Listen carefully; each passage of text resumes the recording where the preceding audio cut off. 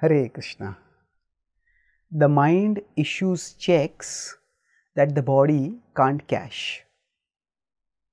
Suppose we have an acquaintance who pays us with a check and that check bounces. We will be annoyed, be angered, and if in the future interaction again that person wants to pay a check, we will refuse. Give me cash.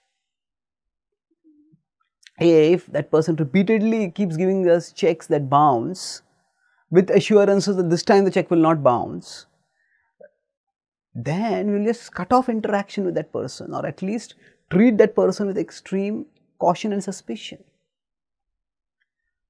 Our mind often issues checks to us, promising us not money but pleasure. The mind says, eat this, you will enjoy so much, touch this, you will enjoy so much, watch this, you will enjoy so much. And the mind paints up fantasies of immediate and immense pleasure which seems to us irresistible. But when we indulge in that pleasure, we find that it just lasts for a very short time.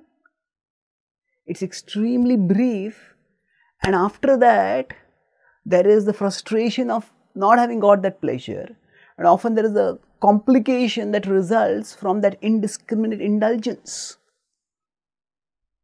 The Bhagavad Gita tells us about this nature of pleasure in 5.22. Yehi samsparshaja bhoga dukkayonaya evate adyantavantah kaunteya nateshu ramate buddhaha. Sensual pleasures have a beginning and an end, and after the pleasure ends, then there is a long tail of misery that follows. Thus the pleasure ends, but our entanglement with the pleasure doesn't end, it simply transforms into misery. So, recognizing this, the wise people do not delight in such pleasures.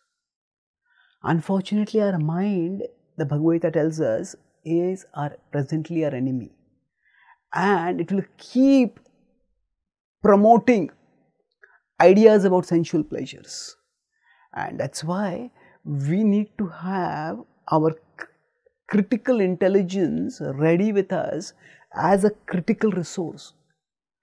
Critical intelligence means the intelligence which will not believe whatever the mind says. And critical resource means we absolutely need it.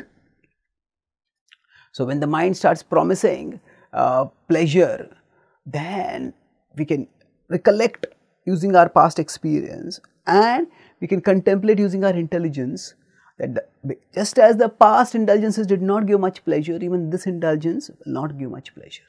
Therefore, I will not indulge in this. And with that firm determination, when we learn to resist, then gradually the mind will become peaceful. And when it becomes directed towards constructive activities, especially towards Krishna, then the mind becomes our friend. Then it stops issuing checks that bounce. So knowing that the body's capacity to enjoy itself is limited, no matter how much delicious food is available, our capacity to eat food is always going to be limited. So the mind's fantasies about bodily pleasures are always going to be frustrated, because the body's limited capacity means the body can never catch those pleasures. So rather than looking for pleasure at the level of the body, we practice bhakti and look for pleasure in our soul in its relationship with Krishna. That is the guaranteed way to lasting happiness. Thank you. Hare Krishna.